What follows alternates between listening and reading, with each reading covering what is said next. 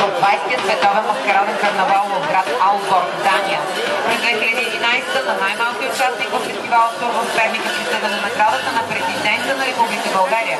През 2012 групата печели наградата на кмета на община Перник. 72 участници от групата участват в снимките на филма „Скотия срок“ през 1972 година. Както групата и народната